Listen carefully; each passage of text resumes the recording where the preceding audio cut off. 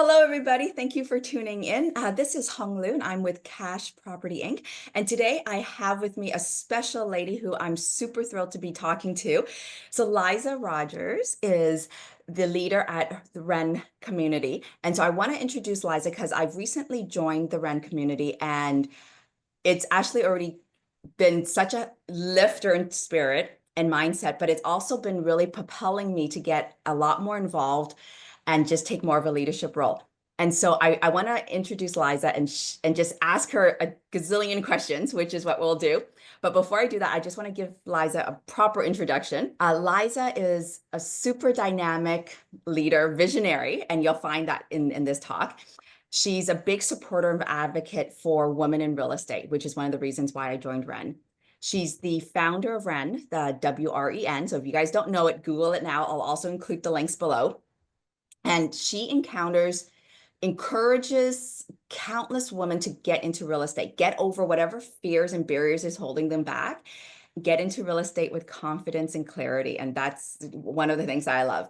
So with over like 20 years of tourism experience and just in the investment industry, she's got a unique perspective on the power of collaboration and community driven projects. And so you'll hear a little bit more about what she's doing in Mexico and the collaboration, the boutique hotels and all that. Liza's passionate about creating opportunities for women and men, okay, to build wealth through innovative collaborative strategies, joint ventures. And her mission is to inspire women to take control of their finances, independently or, with a team, and just foster meaningful relationships and connections and contribute to the community well-being.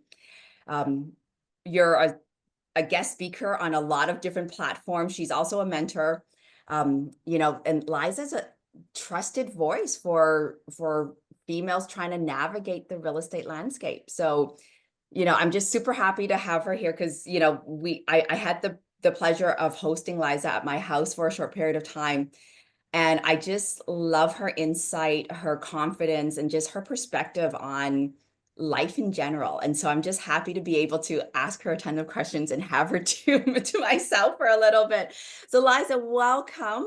It's a love fest. Oh my gosh, Hong, you're making me blush. Um, wow, I don't even know what to say on that. But thank you for that very warm and very kind and very generous introduction. A little bit of insight into who I am. When other people talk about your history, it's kind of like, oh right, oh yeah, oh wow, that's how people see me. So thank you. I'm speechless. So I'm so happy to be here, and I feel the same way about you. I'm just so inspired by you, and I'm so happy that we're working together to bring more women. We focus a lot on women, but more people into learning about how to invest, how to do things collaboratively, how to partner, and how to live the lifestyle, really of your dreams. I mean, it sounds a little bit corny, and a lot of people think maybe, it's not possible, but I think I'm a testament to if I could do it, well, anybody can. So, thrilled that you have lots of questions for me. How did WREN even get started? I mean, it's such a great question because a lot of people think I have a real estate background. So people say, "Oh, well, you're a realtor." And I say, "No, actually, my background is tourism and events." Yeah. So, I've worked at 2 Olympic Games. I worked on cruise ships. I often joke and say, I learned about co-housing, co-living, and co-ownership from working on a cruise ship and having the captain, my boss, my boyfriend, and my ex-boyfriend all within a 3-minute walk on the cruise ship. So that's just a little bit of a fun kind of, story about how 60 nationalities work together. And it's all about collaboration. I mean, you have to learn to collaborate. And so being in tourism, being in events, those are fields where generally the people who work in those fields, I love hosting people. My mom instilled a great work ethic in me when I started working for her in her hairdressing shop when I was 11 years old. I've always loved the dynamics of learning about people, how people tick, and taking that kind of tourism and and event background, and applying that knowledge to building relationships in real estate is kind of where we are now. But WREN started because I needed a solution, because being in the gig economy, especially, 10, 15 years ago, you couldn't get a mortgage if you were in the gig economy. Mm. You just couldn't. You needed to have a in the box traditional job. And I had given up my in the box traditional job years ago. And so I realized that the only way I was going to be able to acquire real estate was to do it creatively. And so Mhm. I knew that I needed to partner, and I learned very early on in my real estate journey how to become a working partner and how to work with other people's money and deliver really great value so that people wanted to partner with you. And WREN grew out of people sort of seeing me building these relationships with people and saying, well, how do I do that? Like, Mhm. how am I gonna, like, I want to learn too. Yeah. And so it literally started off the side of my desk when I was working my event job, and eventually realized that there are so many people who need help, especially women, because women were not investing yet, and I'm sure we're going to get into that. Um, but it really just grew out of the off the side of my desk. And like yourself, I eventually left my full-time job, and now I'm coaching and teaching and investing and participating and speaking. That's my full-time gig now. And right now I'm doing it for Mexico. Yeah, it's funny how you talk about, not being able to qualify for a mortgage. And, I was a full-time engineer in mid-management making six figures, and I still could not qualify for a mortgage. Imagine that.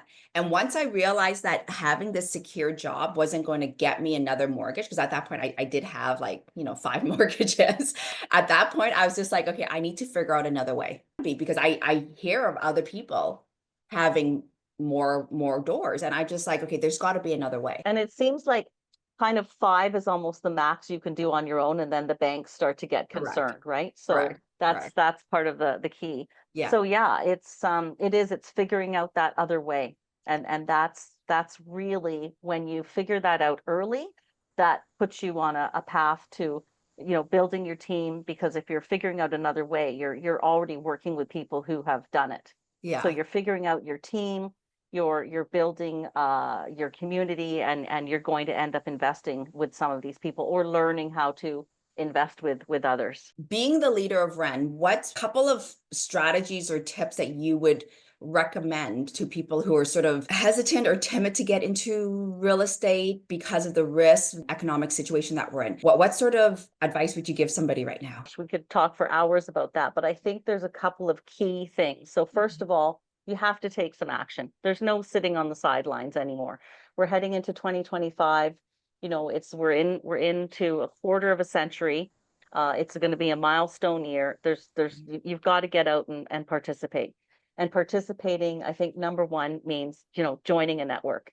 Get in a room with like-minded people, people who have done it, people who are doing it.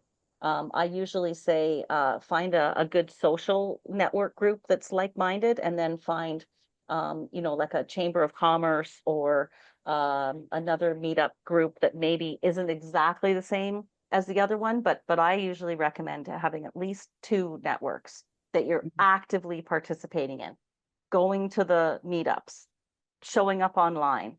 asking questions, seeing who the leaders are and taking them out for coffee. I mean, I can't believe the number of people who call me and say, "Oh, I'd love to go for coffee with you." And they want to pick my brain for an hour, but they don't even buy the coffee. I'm like, "Are you kidding me? Like, come on, people." So take these leaders out for coffee and learn what they're doing. I mean, most people are open to sharing how they got started over a cup of coffee, Yeah. but treat that person's time with respect, and value what they're Yeah. giving you, because it's you can learn a lot from sitting down one-on-one with a person, right? Like I have been saying that in 2025, my goal is to always be the dumbest person in the room. Yeah. Because when you're the smartest person in the room, you're not in a very interesting room. I mean, to some people that would sound kind of silly, but the Well, you're conversations, not learning, right? Like if no, you're not. Exactly. Yeah. And so the conversations that I've been having now are much more complex. Mm. My brain is working overtime. I'm frowning because I'm like, oh, does that make sense? Right. And so those are the kinds of things where it's like, okay, Yeah, I'm you gotta, learning yeah, you something gotta now. like, I Yeah, find this like exactly. Yeah. constantly. And when you're first getting started, we talk about the knowledge being like a fire hose, right? Mm. It's coming at you, it's just most of it's going past you. It's Yeah. overwhelming. You think, how am I ever going to understand this? And then after 6 months to a year, and I mean, we've both been in it for a longer time now. Now I say it goes from a fire hose to sipping from the fountain and just taking in what you need to. Get in a room with people who are smarter than you and people who are supportive, because you don't want to be in a room where you're not the smartest person in the room and people make you feel dumb, right? You want to be in a room where people are smarter than you and they want to help Yeah. get you to where they are. Yeah. That's the key, right? People who are Yeah. going to uplift you. Yeah. And for women, like, there's no time for women not supporting each other. Like, there's no time for that. Women need to continue to lift each other up and support each other. And women who don't support each other, they're just they're not welcome in our group. I mean, we just say that very plainly. Like, you've got to be able to want to lift everybody. Rising tides lift all boats kind of thing. Yeah. But definitely, we want women who lift each other up for sure. Yeah. Absolutely. Start with reading some books, Yeah. right? Like, start with go back to Think and Grow Rich, go back to Rich Dad Poor Dad. Mm. One of my favorite books for me and for people to understand the type of person that I am is Rocket Fuel, and it talks about the visionary and the integrator, and how Mm. you need someone who's a visionary to get things started, but a visionary always needs an integrator to get into the details, right? So Yeah. start reading some books, figure out what your gets you going. Yeah. And then I think the other key thing is figuring out what your why is.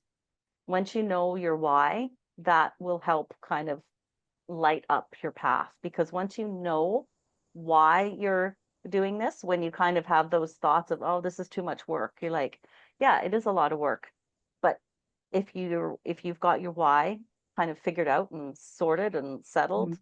then you know why you're doing the work. So it becomes more of a passion. And it just those are kind of the things that I would start with.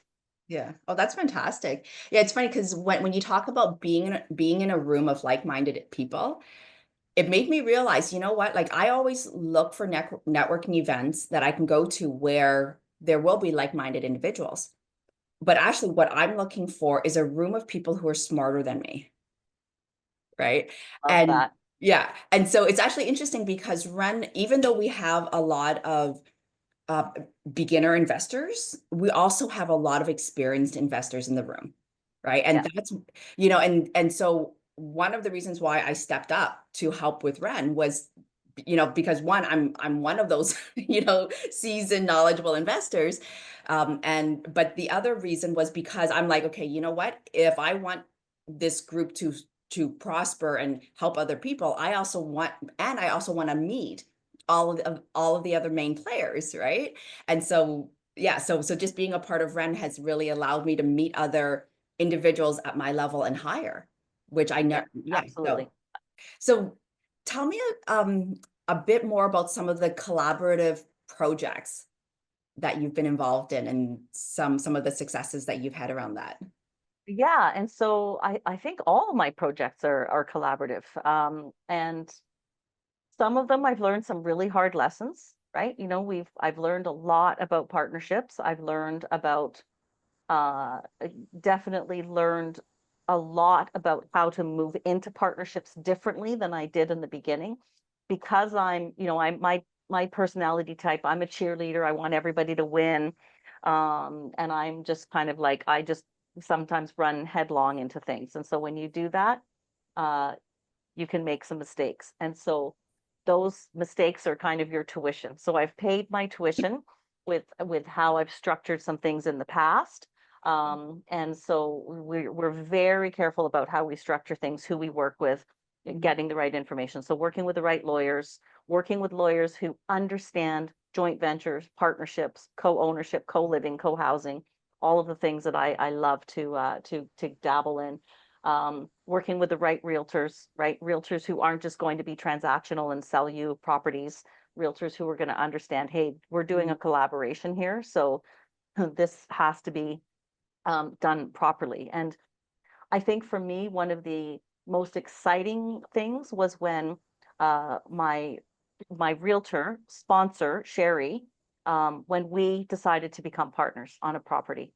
Mhm. So when someone who's very successful and has built 3 apartment buildings says, "Ah, let's partner together," that's someone who really wants to help you succeed and Mhm. and show you the ropes. And so partnering with Sherry and Joan and Lori, we've got a property in Esquimalt, we've got a property in Campbell River, going through that process, doing it right. And I mean, one of the things we did, we raised capital to build an apartment building. We had a new city planner who came in and basically kiboshed the whole plan. And so we returned all of our capital to our investors. And Mhm. I think a lot of people who were maybe junior investors would have tried to push that project through, thinking that they could recover it. We knew that it wasn't going to work. And we probably knew that more because of Sherry's experience. And she and Rick and looked at the properties that they had developed in the past, and running the numbers and looking at the scenario and making the changes that the city wanted. It didn't work, so we Yeah. returned the capital that we had raised back to our investors. So Yeah. when you can get into a partnership like that, that's something that it gives you a lot of credibility, gives you a lot of respect. I mean, a lot of the people who had invested with us said, "Oh, just keep the money. We'll just put it into the next project." We're like, "No, no, no, no, no, take your capital back. We don't know when the next project is going to happen." So that's, an example. The other example that I like to talk about, and that will probably be a really interesting case study in the new year, is the Crescent 8-unit apartment building that we bought. So I bought that. We intended to buy that as a co-housing community. So a group of friends, we're going to build intentional community. Most of us want to live part-time in a sunny part of the world. And so we were going to have it like, part-time, a short-term rental. There was always going to be someone there to look after the guests, look after the property, giving us the freedom to be traveling wherever we want, and knowing that our property was always looked after, and Mhm. knowing that we were going to have this great community to age with together. Yeah. Now, because of some policies that changed in British Columbia, because of some advice that we were given that kind of missed a step in the process, we're pivoting on that property. And so some of the partners are going to leave the partnership, and we're bringing in a developer partner, and possibly some shareholders who want to bring that from an 8-unit apartment building to what will probably eventually become a 2 8-plexes or a 16-unit condo. So it'll shift. The value will grow because it's in an incredible location. It's right across the street from the beach in one of the most desired neighborhoods in Canada. But that's an example of a partnership where at the beginning, you're thinking that your partnership is going to go one way. Mhm. And because of a lot of things that changed in the policies, and because of how we also learned different personalities wanted different things out of the project, we've pivoted the project, and it's going to become a different partnership. So that's just 2 examples. And so again, moving forward, any partnership that you get into, I mean, there's key things that people need to know. First of all, it's going to take probably a minimum of 5 years to get things really going nicely, stabilized, and feel like, okay, you're running at a good level here. And you really need to understand that sometimes policies change, and you have to be able to pivot. And so you've got to have partners who are ready to pivot as well. And so having those partners really clear in advance, and having partnership agreements really clear, and knowing your personality types. I mean, one of the things we do now, we make people take a personality test. Like, I wouldn't partner with anyone again in the future unless they really understood my personality and I really understood theirs, and we also knew how we were going to work together. Mhm. Because there's lots of innovators and and integrators who work really well together, and then there's some that just are like, they're like oil and water, they just don't mix. So I think that's a really, really important thing to move ahead with, and we'll be focusing on that a lot in the Yeah. new year, because the partnerships are key. Right now you're in Mexico. What's happening in Mexico in terms of real Yeah, estate for you? so I mean, Mexico, I mean, I could talk about Mexico for, days. I think the Mexican economy is really interesting. They did a lot of nearshoring setup during COVID, and so Canada and the United States have become more dependent on Mexico. Uh, we're getting more things from Mexico than we are from China. The Mexican economy is growing. The Mexican middle class is growing. There's thoughts that Mexico will become a superpower within the next 10 years. So Mexico is very interesting. I've been having some conversations with some heads of Canadian and Mexican trade organizations. They're talking about the number of Mexicans who are investing in Canada and the number of Canadians who are investing in Mexico. So there's some really interesting dynamics going on there. The other thing, Mexican real estate, we just think the value is going to continue to go up. It's Mm. probably going to stabilize a little bit in 2025 because it increased by 30 to 40% because Mexico opened the fastest after COVID. And so we think it's going to, maybe even come down a little bit. But there's a couple of other kind of key ingredients. First of all, there are a lot of small hotels that are owned by the baby boomer generation, and a lot of them are baby boomers from Canada and the US. Oh, And many people have heard me talk about the baby boomer sell-off. Baby boomers are selling off the laundromats, their campgrounds, their mobile home parks, their licensed bed and breakfasts, and their small boutique hotels. And mhm. there is a massive opportunity for getting these properties at a really great price because a lot of these people bought them, 20, 30, 40 years ago for a couple $100,000. And also a massive opportunity to get properties with vendor financing. So when Mm. the seller actually holds the mortgage for you, so you don't have to come up with as much of the cash. The whole concept behind what we want to do with the boutique hotel is buy small boutique hotels with partners. We can use it for our own personal use. We can use it for retreats.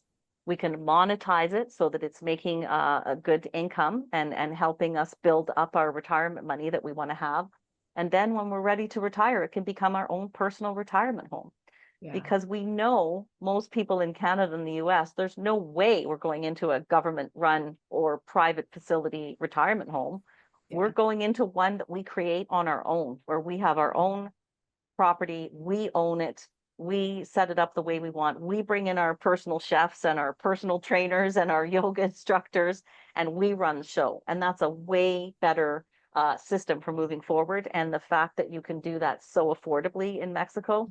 that's my long-term goal over, pretty much the next 10 to 15 years. So I'm super excited about Mexico. And we almost bought a property last year, but I thought it was just a little expensive. And I've actually just heard back from the realtor, it's going on the market again. And he used the word extremely motivated about the vendor. Yeah. And so, who knows?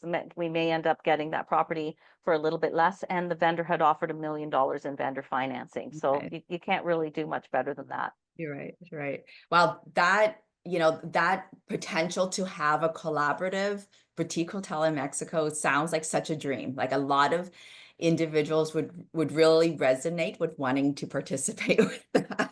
Absolutely. Yeah, absolutely. Yeah. And we've looked at the structure, so we're just working on finalizing the structure. We've got a great lawyer who's done some international structure, so we really want to get that dialed in nicely. And we think that we might be able to have people invest with as little as $50,000. We Yeah. were originally thinking we'd have less partners and a higher amount, but I think with the ladies, we've got to start small, give them something that they can feel comfortable with. And so we might be able to pull it off with a minimum investment of 50 grand. So Yeah. fingers crossed, we'll get that structure sorted out early in the new year. And we'll be looking at properties in Mexico Yeah. early in January. And there's ways to get that 50,000 if you need advice on how to do that, right? Absolutely. Yeah, Yeah, yeah, there's absolutely. there's creative ways on doing that. You talked about, working on this boutique hotel opportunity in Mexico and doing that over the next couple of years. What's your vision with REN? Yeah, that's a great question. I mean, I think the key thing with REN is we have an opportunity to be a really great supportive community and help women feel empowered to make their own investments. Mhm. Now, when I say their own investments collaboratively, they're multi-generational family investments, getting their own groups of girlfriends together and buying what we call the BFF mansion, the Golden Girls mansion. I just think there's a ton of opportunity to show women that it can be done. And again, guys, we include you in that as well. We just happen to know that women learn differently, and so we're speaking to a lot of women. And so, as much as we can help empower women and get women invested, that's really the mission. We want to help women, fund their future, become financially secure, be able to not have to rely on the government for their retirement, and have a really incredible lifestyle, so that when I'm down here in Mexico, a bunch of people can come down here with me and we can Yeah. hang out together. And then maybe, we could go to Italy one year. And, we're looking at a castle in Italy, and we're looking at this incredible piece of farmland in Nelson, and we're looking at a place in Thailand. So Yeah. why not be able to have this incredible lifestyle, and collaborate, and get this together, and use economies of scale to spend our money more wisely and more affordably, and more sustainably. Yeah, that's awesome. What's something you would say to somebody who's sort of sitting on the sidelines of checking out REN or coming to one of the happy hours that we have? Yeah, I'd say, why sit on the sidelines, right? Come out to a happy hour. I mean, our happy hours often end up being 4 hours long. And that's for a reason. That's because great conversation. I don't think anybody would say that they've been to a REN happy hour and felt left out. I mean, we're very intentional about making sure that everybody feels included. Um, there's no pressure, right? Come to a couple of happy hours, come and check us out, come and see who we are, ask some questions. Um, Come to a couple of our online education sessions. I mean, we've had some doozies recently. We've talked about legacy. We talked about um, the whole rezoning process that's coming up in Canada, where you'll be able to get a fourplex or sixplex or eightplex on an existing property, or get a group of friends together and do it through CMHC. How to find a realtor that's investor focused. You've hosted some great cash flow crunches where we look at properties and we look at the numbers together, so people can understand, take the emotion out of it for Mhm. the most part, right? There's some times when you're going to keep some of the emotion in, but when you're looking at a property, start by taking the emotion out of it, and looking at the numbers and making sure that it Mhm. works, and how does Yeah, it work. yeah, And so come along and learn a little bit and see if we're the right fit for you. yeah, We're not, if we're not the right fit, we'll probably help you find who is the right fit, yeah. right? I mean, we've had people who have been referred to us through our friends at REAG from Aussie Duroc. We've had friends who have been referred to us from our friends at REN. Mhm. We've had friends who have been referred from CRUA, the Canadian Real Estate Wealth for Women. Um, and the key is, come out and see if we're a good fit. And then, we've got a limited number of spaces, because we want to move our group together. So if you want to come and join the community, we're not a high pressure by any stretch of the imagination. And we really want to pick the people who are going to be participating, right? Yeah, We want you to come in, and we want you to show up, and we yeah. want you to feel like you're moving forward. I don't want to just take someone's money for a membership and then not ever see them or meet them. That just doesn't make sense to me. So I want people to participate. So come out, meet Hong Yeah, in Vancouver, meet Elisa in Toronto, meet Sherry in Victoria, meet me in Mexico, and come and yeah. see what we're all about. That's awesome. Okay. So I do have a couple of last minute questions, but they're hot seat questions. Okay. Okay, so So I quick will answers. All yeah, right. quick answer. First thing that comes to your mind, Okay, right? Okay. What is the one thing you cannot live without? the ocean. Oh, that's a nice question. Nice. Okay. Okay. Yeah, I absolutely agree with that one too.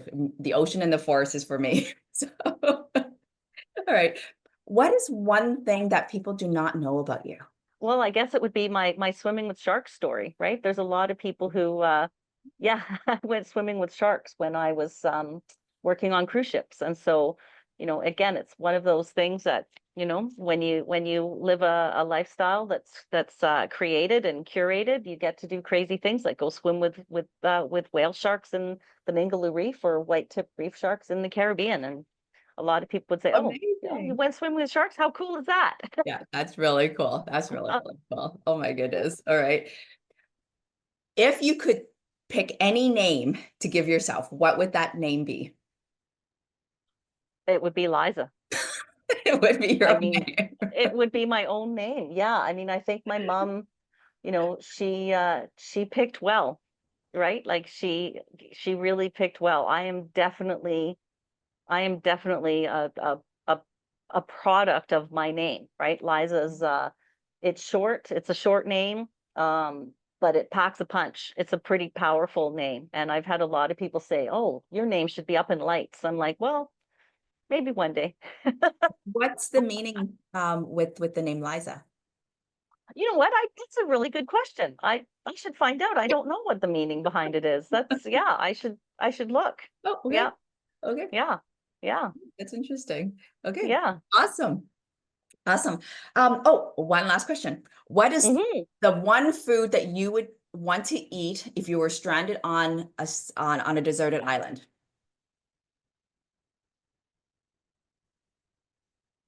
Mangoes. Oh, yeah. Yeah. Yeah. I If you agree. had good mangoes, oh my gosh, those good juicy mangoes they're so good. Yeah. Yeah, I think that would be a good one. Yeah, I Okay. don't know how sustainable, how long it would keep me alive, but I'm sure there's fiber in there. yeah, maybe the more logical answer would be eggs. I eat a lot of eggs. Uh, okay. Yeah, Yeah. so eggs See, would be that's my why it's a backup. hot seat because it's the first thing that comes to Yeah, mind. It doesn't need yeah, to make sense, right? yeah, exactly, exactly. Yeah. Oh, that's amazing. Thank you so very much, Liza, for giving me your time and being on, mentoring me and just inviting me into the WREN community. It's just been such a wonderful place to, grow and learn as well. So thank you so very much. And thank you for all the insights today.